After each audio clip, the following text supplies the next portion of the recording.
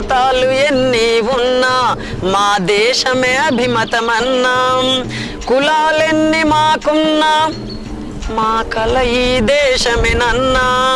ఇక పాడటం అంటే నిజం చెప్పాలంటే నేను రియల్గా సింగర్ని కాదు, కానీ ఓ చిన్నపాటి రైటర్ని అని చెప్పుకోవచ్చు. మీరు ఒక సామాన్య వ్యక్తి అయి ఉండి ఎంపీగా పోటీ చేశారు, మరి మేము దాన్ని మీ పబ్లిసిటీ కోసం అని మేము అనుకోవచ్చా?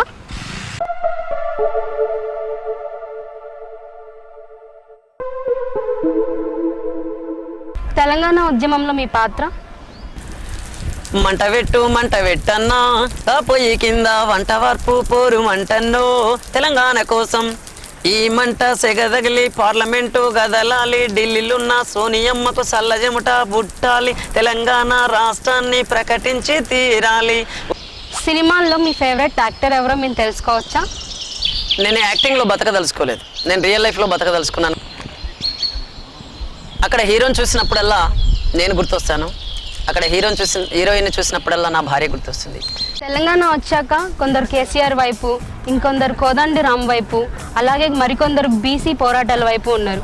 మరి అందులో మీ చూపు ఎవరి వైపు? నేను ఒక చిన్న ఇన్ఫర్మేషన్ ఇవ్వదలుచుకున్నాను ప్రజలకు. ఇలా పెట్టుకొని వస్తారు మన దగ్గరికి.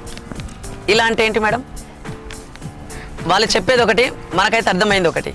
ఇలా అంటే మీనింగ్ ఏంటంటే అయితే నువ్వన్నుండు లేకుంటే నేను అన్నుంటా, మూడో మనిషిని మధ్యలోకి రానివద్దు అనేది ఆ పాలకుల యొక్క ఉద్దేశం. మరి అదే విధంగా నా భారతదేశంలో కూడా 5 అన్నదమ్ములు ఉన్నారు కదా, దాన్ని ఎందుకు మీరు గమనించట్లేదు అని నేను అడుగుతున్నాను. ఓసీలు ఉన్నారు, బీసీలు ఉన్నారు, ఎస్సీలు ఉన్నారు, ఎస్టీలు ఉన్నారు, మైనార్టీస్ ఉన్నారు. మరి 5 అన్నదమ్ములకు అధికారం అనే ఫలాన్ని ఎందుకు పంచకూడదో నాకేం అర్థం కావట్లేదు. నేను వచ్చింది ఒక కోదండరాం సార్ వైపు, ఒక కేసీఆర్ గారి వైపు, లేకపోతే ఇంకొక వ్యక్తి వైపు కాదు. నేను అసలు వ్యక్తి పూజకు వ్యతిరేకిని.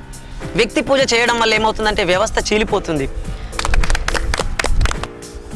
చాయ్ విత్ సెలబ్రిటీ తెలంగాణ కబుర్లు.